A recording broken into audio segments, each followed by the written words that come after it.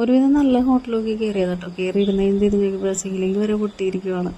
പിന്നെ ഇറങ്ങി പോകാൻ മനസ്സില്ലാത്തതുകൊണ്ട് മാത്രം ഞാനവിടെ പിടിച്ചിരുന്നു. അപ്പോഴത്തേ ആകെ അവിടെ ഉള്ളതിലും പറഞ്ഞതിലും മനസ്സിലായത് എനിക്ക് ബിരിയാണി മാത്രം. അപ്പം ബിരിയാണി പറഞ്ഞു. അപ്പോഴത്തേ എനിക്കുള്ള ബിരിയാണിൻ്റെ എന്തൊക്കെയോ സാധനങ്ങളൊക്കെ കൊണ്ടുവന്ന് വിളമ്പുന്നുണ്ട്. മറ്റേത് സാലഡാണ്. ബിരിയാണി എന്ന് പറയുന്ന സംഭവം ഇതാട്ടോ. പ്രത്യേകിച്ച് നമ്മുടെ ബിരിയാണി പോലെ ഡെക്കറേഷൻസ് ഒന്നും കാണാനില്ല. റൈസ് മാത്രമായിട്ട് ഇങ്ങനെ നിൽക്കുവാണ്. നിവർത്തിയില്ലാത്തതുകൊണ്ട് ഞാനത് കഴിച്ചു എന്ന് വേണമെങ്കിൽ പറയാം. അല്ലെങ്കിലും അങ്ങനെയാണല്ലോ, തനിച്ചുള്ള യാത്രയിലൊക്കെ എന്ത് കിട്ടുന്നോ അത് കഴിക്കേണ്ടി വരും. എനിക്ക് തീരെ വൃത്തിയില്ലാത്തൊരു സ്ഥലമായിട്ടാണ് ചെന്നൈ എനിക്ക് ഫീൽ ചെയ്തത്. വൃത്തി മാത്രമല്ല, ഫുഡിൻ്റെ കാര്യത്തിലും എനിക്ക് അത്ര അങ്ങോട്ട് പിടിക്കുന്നുണ്ടായിരുന്നില്ല. എങ്ങനെയൊക്കെയോ കഴിച്ചു പോകുന്നു എന്ന് പറയാനായിരിക്കും better. Hello, welcome to Jasoos world blogs. അപ്പോഴത്തേ നമ്മൾ ഇന്ന് വന്നിരിക്കുന്നത്, ഞാൻ ചെന്നൈയിൽ എനിക്കൊരു അത്യാവശ്യ കാര്യമായിട്ട് പോകാനുണ്ടായിരുന്നു. അപ്പോൾ ഞാൻ പോയ ടൈമിൽ എനിക്ക് കുറച്ച് സമയം കിട്ടി. നമ്മുടെ ബസ് നൈറ്റായിരുന്നു. അപ്പോൾ ആ ഒരു സമയത്തിലേക്ക് ഉച്ചയായപ്പോൾ എൻ്റെ കാര്യങ്ങളൊക്കെ കഴിഞ്ഞു. അപ്പോൾ കുറച്ച് സമയം കിട്ടിയപ്പോൾ ഞാൻ ചെയ്തതെന്ന് വെച്ചാൽ, ഞാൻ ഈ ചെന്നൈ മ്യൂസിയം ഒന്ന് കയറി കാണാമെന്ന് വെച്ചു. അപ്പോൾ അതിൻ്റെ വിശേഷങ്ങളാണ് നമുക്ക് ഇന്ന് ഇതിലൂടെ കാണാനുള്ളത്. ഇവിടെ ഈ മ്യൂസിയത്തിലേക്ക് കയറുന്നതിന് ആകെ 20 രൂപ ടിക്കറ്റ് ചാർജുള്ളൂ.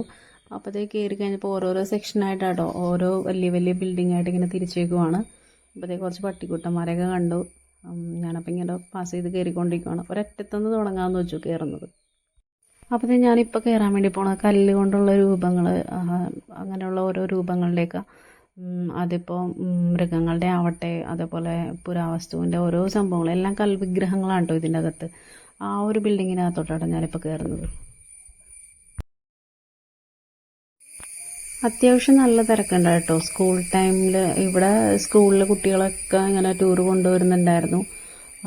അപ്പോൾ അത്യാവശ്യം നല്ല ക്രൗഡായിരുന്നു കേട്ടോ ഞാൻ കയറിയ ടൈമിൽ. അപ്പോൾ കയറി വന്നു കഴിയുമ്പോഴേക്കും ഇങ്ങനെ ഓരോ സെക്ഷനായിട്ട്. ഇവിടെ ഫോട്ടോഗ്രാഫി എല്ലാം അലൗഡായിരുന്നു കേട്ടോ. വേറെ റെസ്ട്രിക്ഷൻസോ കാര്യങ്ങളൊന്നും പറഞ്ഞില്ല. എനിക്ക് ഈ ചെന്നൈ മ്യൂസിയത്തിൻ്റെ ഒരു സംഭവം അവരിങ്ങനെ ഉണ്ടാക്കി വെച്ചിട്ടുണ്ടായിരുന്നു. അപ്പോൾ എനിക്ക് ആ ഒരു ഇത് ഭയങ്കരമായിട്ട് ഇഷ്ടമായിട്ടോ. അതിൻ്റെ ഒരു രൂപകൽപ്പന ചെയ്തു വെച്ചിരിക്കുന്ന ആ സംഭവമൊക്കെ കണ്ടാൽ എനിക്ക് ഭയങ്കര ഇഷ്ടപ്പെട്ടു. ഇന്നത് 2 സെക്ഷനിലായിട്ടാട്ടോ. ഇതിൽ തന്നെ മേൽഭാഗത്തും താഴെ ഭാഗത്തും ഒക്കെ ഇങ്ങനെ വലിയ വലിയ കൽവിഗ്രഹങ്ങളും ചെറുതും വലുതുമായിട്ടുള്ളതൊക്കെ ഇങ്ങനെ ഓരോന്നും സ്ഥാപിച്ചിട്ടുണ്ടായിരുന്നു. അപ്പം ഞാൻ ഇങ്ങനെ മൊത്തത്തിൽ 2 സൈഡിലും കയറി. ഫുള്ള് കല്ലിൻ്റെ വിഗ്രഹങ്ങൾ തന്നെയാണ്. എനിക്കങ്ങനെ വലിയ ഇൻട്രസ്റ്റ് ഉള്ള സംഭവമായിരുന്നില്ല. എന്നാലും ജസ്റ്റ് കയറിയാണെങ്കിൽ കണ്ടു പോന്നു. പിന്നെ ഈ കൽവിഗ്രഹങ്ങളൊക്കെ കാണാൻ തന്നെ ഉണ്ടായിരുന്നു കേട്ടോ. അത് ഒത്തിരി ഉണ്ടായിരുന്നു എന്ന് എനിക്ക് തോന്നുന്നു. അതിൻ്റെ ഒരു കളക്ഷൻ മേളിലും താഴത്തെ നിലയിലൊക്കെ ആയിട്ട് വലിയ വലിയ കല്ലിലൊക്കെ കൊത്തി വെച്ചിരിക്കുന്ന കാണാൻ കൊള്ളാം. നല്ല രസമുണ്ടായിരുന്നു കാണാനായിട്ട്. കല്ലിൽ കൊത്തുപണി എന്ന് പറഞ്ഞിട്ടുണ്ടെങ്കിൽ ഭയങ്കര ഫിനിഷിംഗ് ആയിട്ടാണ് ഓരോന്നൊക്കെ ചെയ്തിരുന്നത് വെച്ചാൽ. പിന്നെ അതിൽ നിന്ന് ഇറങ്ങിയിട്ട് അടുത്ത സെക്ഷനിലേക്ക് പോകുന്നതിന് മുന്നായിട്ട് ഇവിടെ കുറച്ച് നേരം ഇരിക്കാമെന്ന് വെച്ചു.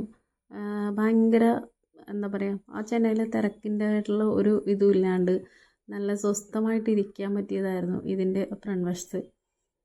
ഒത്തിരി കോളേജ് സ്റ്റുഡൻസും അതുപോലെ തന്നെ പിള്ളേരുകളും ഒക്കെ ഇതിൽ പോകുന്നുണ്ടായിരുന്നു. അപ്പോൾ കുറച്ച് നേരം നല്ല സമാധാനമായിട്ടിരുന്നു. അപ്പോഴത്തേക്കും ഞാൻ അവിടെ കുറച്ച് നേരം ഇരുന്ന സമയത്ത് എൻ്റെ ഫ്രണ്ടിൽ കുറച്ച് പിള്ളേർ വന്നിരുന്നു.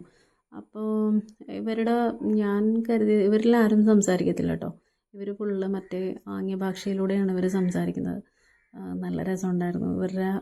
ഇവർ തമ്മിലുള്ള ആ ഒരു സംസാര രീതി കണ്ടിരിക്കാൻ നല്ല രസമായിരുന്നു. ഞാനപ്പോൾ കുറച്ച് നേരം അതൊക്കെ ശ്രദ്ധിച്ച് അങ്ങനെ ഇരുന്നു. സംസാരിക്കാനൊന്നും പറ്റില്ല എങ്കിലും അവരുടെ ആ ഒരു കോൺവെർസേഷൻ നല്ല രസമുണ്ടായിരുന്നു കാണാനായിട്ട്. നല്ലൊരു കാഴ്ച കണ്ട ഒരു ഫീല് തന്നെയായിരുന്നു എനിക്ക് അവരുടെ അടുത്ത് കുറച്ച് നേരം ഇരുന്നപ്പോൾ എനിക്ക് കിട്ടിയത്.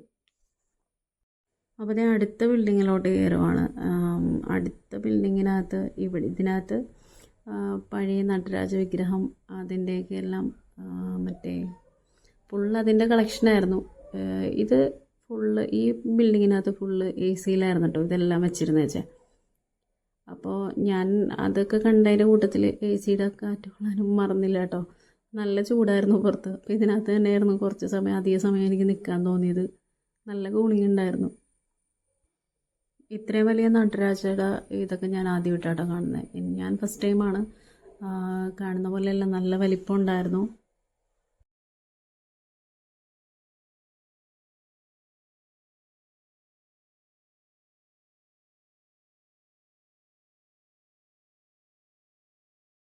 പിന്നത്തെ പഴയ രാജാക്കന്മാർ ഉപയോഗിച്ചിരുന്ന കുറേ ബോക്സുകൾ അങ്ങനെയുള്ള ഇതിൻ്റെ പെട്ടികളൊക്കെ അവിടെ ഉണ്ടായിരുന്നു. പിന്നെ ഇങ്ങനെ ഞാൻ കണ്ടത് കുറച്ച് ഇങ്ങനത്തെ രൂപങ്ങളായിരുന്നു. ഇത് എന്താ സംഭവം എന്നൊക്കെ അവിടെ എഴുതിയൊക്കെ വെച്ചിട്ടുണ്ടായിരുന്നു. എന്നാലും ഈ രൂപങ്ങളൊക്കെ കണ്ടിട്ട് എനിക്ക് ഒറ്റയടിക്ക് ഇതൊന്നും എനിക്ക് മനസ്സിലായില്ല. ജസ്റ്റ് എല്ലാം ഇങ്ങനെ കണ്ടു പോന്നു. പിന്നെ അവിടെ പെയിൻറ്റിങ്സ്, അതായത് നമ്മളിങ്ങനെ ഊഹിച്ച് പൂരിപ്പിക്കണം എന്ന് പറയുന്ന പോലത്തെ പെയിൻറ്റിങ്സ് അവിടെ ഉണ്ടായിരുന്നു. കണ്ടിട്ടിങ്ങ് പോകുന്നു എന്നല്ലാതെ സംഭവം എന്താണെന്നൊന്നും കത്തിയിരുന്നില്ല കേട്ടോ.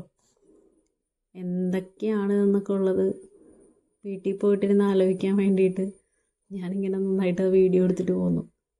അല്ലാതെ ഇതിൻ്റെ അർത്ഥമൊന്നും എനിക്ക് മനസ്സിലായിട്ടില്ല. പിന്നെ ഞാനിങ്ങനെ നോക്കി വന്ന സമയത്താട്ടോ ദേണ്ട്ര എനിക്ക് പരിചയമുള്ള ഒരാൾ, നമ്മുടെ യേശു അല്ലേ, അതെ. പിന്നെ അവിടെ പരിചയമുള്ള ഒരാൾ ഗാന്ധിജിയായിരുന്നു. പുള്ളിയൊക്കെ എടുത്തിട്ട് ഇങ്ങനെ പോന്നു. പിന്നെ തമിഴ്നാട് അവരുടെ ഭരിച്ചിരുന്ന ഓരോ സർക്കാരുണ്ടായിരുന്നപ്പോഴും ഭരിച്ചിരുന്ന ഓരോ വ്യക്തികളെയും അവർക്ക് കിട്ടിയിരിക്കുന്ന മൊമെൻറ്റോസ് അങ്ങനെയുള്ള സംഭവങ്ങളെല്ലാം ഒരു ബിൽഡിങ്ങിൽ അവരിങ്ങനെ എല്ലാ സംഭവങ്ങളും സൂക്ഷിച്ചു വെച്ചിട്ടുണ്ടായിരുന്നു. അപ്പോൾ അതൊക്കെ കയറി കണ്ടു കേട്ടോ. എല്ലാം കൊള്ളാം. അതിനുവേണ്ടി തന്നെ ഒരു സെക്ഷൻ അവർ ചെയ്തു വെച്ചിട്ടുണ്ടായിരുന്നു. ഓരോ പദ്ധതി ചെയ്ത് കഴിയുമ്പോഴും അതിൻ്റെ വിജയത്തിൻ്റെ ഭാഗമായിട്ട് ഇതിന് സർക്കാരിന് കിട്ടിയിരുന്ന ഓരോ മൊമെൻറ്റോസും ഓരോ സംഭവങ്ങളും കണ്ടോ ആ ഒരു ബിൽഡിങ്ങിനകത്ത് കണ്ടത്. അങ്ങനെ ചെന്നൈ മ്യൂസിയത്തിൻ്റെ ഇത് നമ്മൾ അടിച്ചു നോക്കുമ്പോൾ കാണുന്ന ആ ഒരു കാണിക്കുന്ന ഫസ്റ്റ് ബിൽഡിങ്ങും ഇതൊക്കെയാട്ടോ ഈ കാണുന്നത്. എപ്പോൾ ഗൂഗിൾ ചെയ്താലും ചെന്നൈ മ്യൂസിയത്തിന് ഇത് കാണിച്ചാൽ അപ്പം കാണുന്ന ഒരാളാണ് ഇത് കണ്ടുകൊണ്ടിരിക്കുന്നത്. പുള്ളിനെ കാണിക്കാണ്ട് എന്തായാലും ചെന്നൈ മ്യൂസിയത്തിന് ഇത് കാണിക്കത്തേയില്ല. ഫ്രണ്ടിൽ തന്നെ ഇങ്ങനെ ഒരുപാട് ആൾക്കാർ സെൽഫി എടുക്കാനും ഒക്കെ ആയിട്ട് നിൽക്കുന്നുണ്ട്. അപ്പോൾ ഞാൻ എന്തായാലും തിരിച്ച് കൊച്ചിക്ക് കയറുവാണ്. അപ്പോൾ എനിക്ക് ഒരത്യാവശ്യ കാര്യമായിട്ട് ഞാൻ ചെന്നൈയിൽ വന്നതാണ്. അപ്പോൾ എനിക്ക് വീഡിയോ പർപ്പസിന് വേണ്ടിയിട്ട് ഞാൻ ഈ മ്യൂസിയം ഒന്നും കയറി കണ്ടതല്ല. അങ്ങനത്തെ ഒരു മൂഡും ആയിരുന്നില്ല. അപ്പോൾ ഇനി നിൽക്കുന്ന സ്ഥലത്ത് നിന്ന് മെട്രോ കയറി വേറെ സ്ഥലത്ത് പോയിട്ട് വേണം ബസ് കയറാനായിട്ട്. അപ്പോൾ എന്തായാലും ശരി, ഇനി അടുത്ത വീഡിയോയിൽ കാണാം. അടുത്ത വീഡിയോയിൽ കാണുന്നവരെ ടാറ്റാ.